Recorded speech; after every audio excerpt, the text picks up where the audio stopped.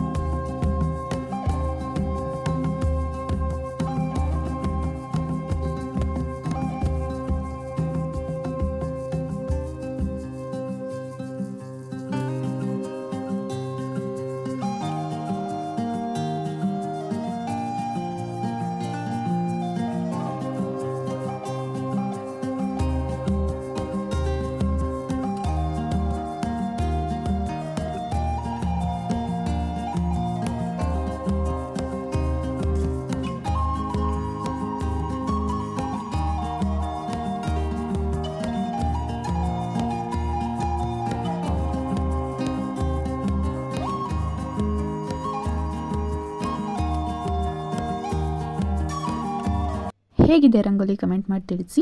ಇವಾಗ ದೀಪನ ಹಚ್ತಾ ಇದ್ದೀನಿ.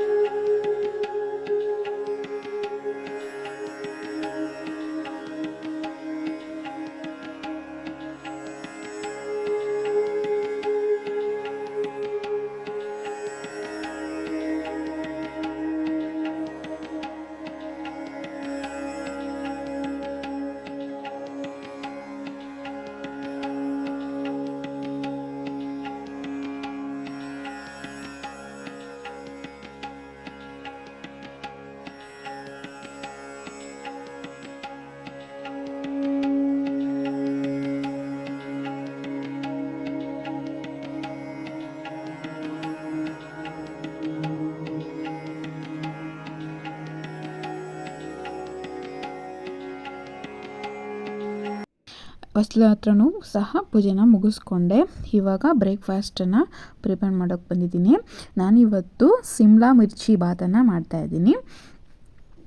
ತುಂಬಾ ಟೇಸ್ಟಿಯಾಗಿರುತ್ತೆ. ಅದನ್ನು ಯಾವ ರೀತಿ ಮಾಡ್ತೀನಿ ಅಂತ ನಿಮಗೂ ಹೇಳ್ತೀನಿ ಬನ್ನಿ.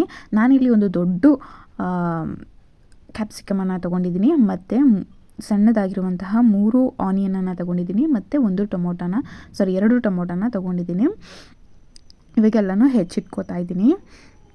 ಪ್ಲೀಸ್ ಇನ್ನೂ ಯಾರು ನನ್ನ ಚಾನಲ್ನ ಸಬ್ಸ್ಕ್ರೈಬ್ ಮಾಡ್ಕೊಂಡಿಲ್ಲ, ಪ್ಲೀಸ್ ಬೇಗ ಹೋಗಿ ಸಬ್ಸ್ಕ್ರೈಬ್ ಮಾಡ್ಕೊಳ್ಳಿ. ಮತ್ತು ಈ ವಿಡಿಯೋಗಳನ್ನ ನಿಮ್ಮ ಫ್ರೆಂಡ್ಸ್ ಆ್ಯಂಡ್ ಫ್ಯಾಮಿಲಿ ಮೆಂಬರ್ಸ್ಗೆ ಶೇರ್ ಮಾಡಿ ಪ್ಲೀಸ್. ವಿಡಿಯೋ ಇಷ್ಟ ಆದರೆ ಒಂದು ಲೈಕನ್ನು ಸಹ ಮಾಡಿ. ಇವಾಗ ತರಕಾರಿ ಎಲ್ಲ ಹೆಚ್ಚಿಟ್ಟಾಯಿತು. ಇವಾಗ ನಾನು ಮಸಾಲೆ ಹುರ್ಕೊಬೇಕಾಗತ್ತೆ.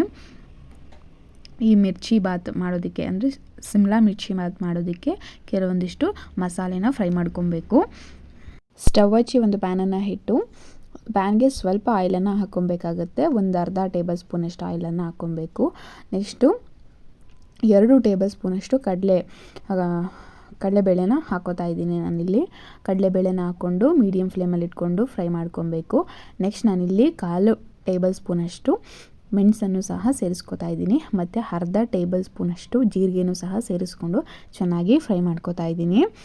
ಮೀಡಿಯಮ್ ಫ್ಲೇಮಲ್ಲಿ ಇಟ್ಕೊಂಡು ಫ್ರೈ ಮಾಡ್ಕೊಬೇಕು, ಯಾಕಂದರೆ ಕಡಲೆಬೇಳೆ ಎಲ್ಲ ಸೀದೋಗೋ ಚಾನ್ಸಸ್ ಇರುತ್ತೆ. ಹಾಗಾಗಿ ನೆಕ್ಸ್ಟ್ ನಾನಿಲ್ಲಿ 2 ಪೀಸಷ್ಟು ಚಕ್ಕೆ ಮತ್ತು ಒಂದು 10 ಲವಂಗನ ಸೇರಿಸ್ಕೊಂಡು ಚೆನ್ನಾಗಿ ಫ್ರೈ ಮಾಡ್ಕೊತಾ ಇದ್ದೀನಿ, ಮತ್ತು 2 ಏಲಕ್ಕಿನೂ ಸಹ ಸೇರಿಸ್ಕೊಂಡು ಚೆನ್ನಾಗಿ ಫ್ರೈ ಮಾಡ್ಕೊತಾ ಇದ್ದೀನಿ. ನೆಕ್ಸ್ಟ್ ನಾನಿಲ್ಲಿ ಒಂದು 7ರಿಂದ 8 ಒಣಮೆಣಸಿನ್ಕಾಯಿನ ಹಾಕೋತಾ ಇದ್ದೀನಿ. ನೀವು ಒಂದು 6 ಬ್ಯಾಡಗಿ ಮೆಣಸಿನ್ಕಾಯಿನೂ ಸಹ ಹಾಕೊಬಹುದು. ನಾನು ಬ್ಯಾಡಗಿ ಮೆಣಸಿನ್ಕಾಯಿ ಇಲ್ಲ, ಹಾಗಾಗಿ ನಾನಿಲ್ಲಿ ಒಂದು 7ರಿಂದ 8 ಹಸಿಮೆಣ್ಸಿನ್ಕಾಯಿನ ಹಾಕೋತಾ ಇದ್ದೀನಿ, ಮತ್ತು 2 ಟೇಬಲ್ ಸ್ಪೂನ್ ಅಷ್ಟು ಕೊರಿಯಂಡರ್ ಪೌಡರನ್ನು ಹಾಕೋತಾ ಇದ್ದೀನಿ. ಧನಿಯಾ ಪೌಡರನ್ನು ಸ್ಟವನ್ನು ಆಫ್ ಮಾಡಿ ಹಾಕ್ಕೊಬೇಕಾಗತ್ತೆ. ಆಫ್ ಮಾಡಿ ಹಾಕ್ಕೊಂಡು ಚೆನ್ನಾಗಿ ಮಿಕ್ಸ್ ಮಾಡ್ಕೊಬೇಕು. ನೆಕ್ಸ್ಟ್ ನಾನಿಲ್ಲಿ ಸ್ವಲ್ಪ ಹಿಂಗನ್ನು ಸಹ ಸೇರಿಸ್ಕೊಂಡು ಮಿಕ್ಸ್ ಮಾಡ್ಕೊತಾ ಇದ್ದೀನಿ. ಇದು ಸ್ವಲ್ಪ ತಣ್ಣಗಾದಮೇಲೆ ಇದನ್ನು ಒಂದು ಮಿಕ್ಸಿ ಜಾರ್ಗೆ ಹಾಕ್ಕೊಂಡು ಚೆನ್ನಾಗಿ ಪೌಡರನ್ನು ಮಾಡ್ಕೊತಾ ಇದ್ದೀನಿ. ನೋಡಿ, ಈ ರೀತಿ ಪೌಡರನ್ನು ಮಾಡ್ಕೊಬೇಕು.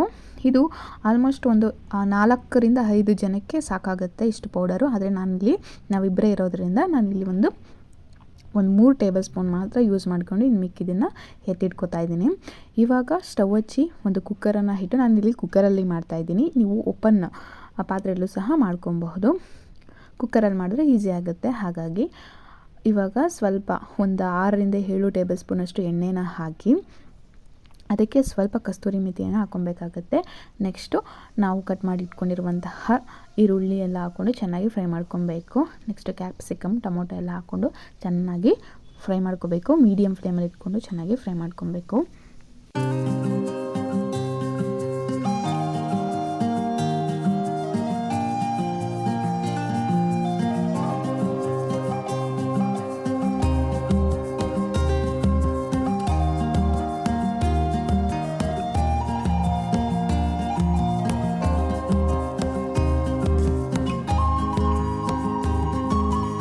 ಕಾಲು ಸ್ಪೂನಷ್ಟು ಅರಿಶಿಣ ಪುಡಿಯನ್ನು ಸಹ ಸೇರಿಸ್ಕೊಂಡು ಮಿಕ್ಸ್ ಮಾಡ್ಕೊಬೇಕಾಗತ್ತೆ. ಇವಾಗ ಚೆನ್ನಾಗಿ ಫ್ರೈ ಆದಮೇಲೆ ನಾನಿಲ್ಲಿ 3.5 ಟೇಬಲ್ ಸ್ಪೂನಷ್ಟು ನಾವು ಏನು ಮಸಾಲೆನ ಫ್ರೈ ಮಾಡ್ಕೊಂಡು ಮಿಕ್ಸಿಲಿ ಪೌಡರ್ ಮಾಡ್ಕೊಂಡಿದ್ವಿ ಆ ಪೌಡರನ್ನು ಇಲ್ಲಿ ಹಾಕೋತಾ ಇದ್ದೀನಿ. ಹಾಕ್ಕೊಂಡು ಚೆನ್ನಾಗಿ ಮಿಕ್ಸ್ ಮಾಡ್ಕೊಬೇಕು. ನಾನು ಹೇಳ್ತಾ ಇದ್ದೀನಿ, ಲೋ ಫ್ಲೇಮಲ್ಲಿ ಇಟ್ಕೊಂಡು ಮಿಕ್ಸ್ ಮಾಡ್ಕೊಳ್ಳಿ. ಚೆನ್ನಾಗಿ ಮಿಕ್ಸ್ ಆದಮೇಲೆ ನಾನಿಲ್ಲಿ 1 ಲೋಟ ಅಕ್ಕಿಗೆ ಮಾಡ್ತಾ ಇರೋದ್ರಿಂದ ನಾನಿಲ್ಲಿ 2 ಲೋಟ ನೀರನ್ನು ಸೇರಿಸ್ಕೊತಾ ಇದ್ದೀನಿ. ನೀವು ಎಷ್ಟು ಲೋಟಕ್ಕೆ ಮಾಡ್ತೀರೋ ಅದನ್ನು ಡಬಲ್ ಮಾಡ್ಕೊಬೇಕಾಗತ್ತೆ.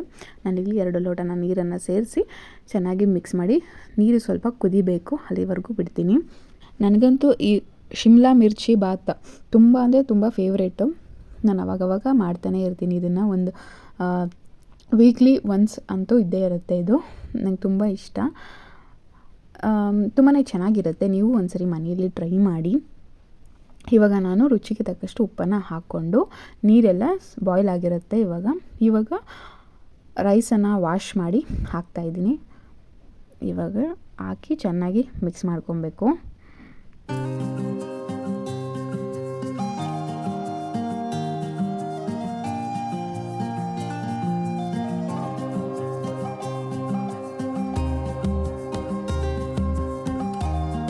ಇವಾಗ ಸ್ವಲ್ಪ ತೆಂಗಿನ ತುರಿಯನ್ನು ಸಹ ಸೇರಿಸ್ಕೊತಾ ಇದ್ದೀನಿ.